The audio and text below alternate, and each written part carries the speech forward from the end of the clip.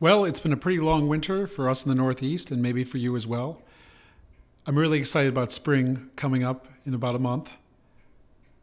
But one of the events on my sleep calendar is the shift to daylight savings time. So today I want to talk about the effects of springing ahead on your child's sleep, what you need to know about it, and maybe what adjustments you need to plan for to avoid difficulties. The terminology is very confusing. Springing ahead occurs when we enter daylight savings time or summertime from standard time. DST is 1 hour earlier. This results in essentially a lost hour of sleep, which we'll make up in the fall. So, let's look at the example of a child who is in nursery school or elementary school. Long story short, these children aren't going to struggle too much with this transition. Many young kids get up a little bit earlier than their parents would like. Take the example of this child, let's say a 7-year-old boy who's going to bed at 8 p.m. and getting up at 6 in the morning. The numbers at the top represent standard time. So when we switch to daylight savings time, essentially your child's old sleep period is occurring at 9 p.m. to 7 a.m. new time. Most parents want their children's bedtime to stay fairly constant. Perhaps for the first few nights, they will put them to bed a little bit later relative to clock time. And the kids really aren't going to struggle with this.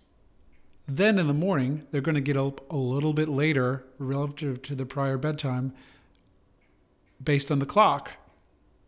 Most parents aren't going to complain. Contrast that with teenagers. We know that about 90% of teenagers are not getting enough sleep at night, and additionally, they have a biological preference for later bedtimes and later wake times. Thus, little kids are bright-eyed and bushy-tailed. They're really happy when they get up in the morning. Most teenagers are not. And also, if you're one of those people that struggles getting up in the morning, where I say you're teen, this also applies to you. So let's look at a teenager. We have a 15-year-old girl who's going to bed at 10 p.m. and getting up at 6 in the morning.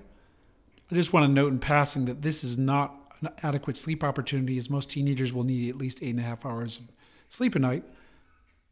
When this 15-year-old transitions to daylight savings time, note that her old sleep period is now occurring at 11 p.m. to 7 a.m. Teenagers, like most people who are night owls or have a biological predisposition to staying up later, are going to have a lot of difficulty going to bed earlier. So they're really not going to go to sleep much earlier than they were previously. But they're going to have to still get up at the same time in the morning, and this is going to result in an hour of sleep deprivation for a week or two until they adjust to the new schedule. The most important step for teenagers and adults who struggle to get up in the morning is getting up at their usual time, new time on the Sunday after the switch.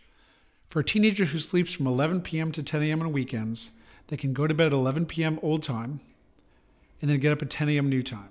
So practically speaking, they can go to bed at 11 p.m. old time, which is now going to be midnight the following day,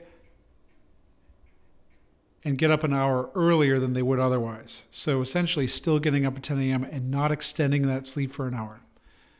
It's better to pay the cost here than later on because they're going to have less difficulty falling asleep that night.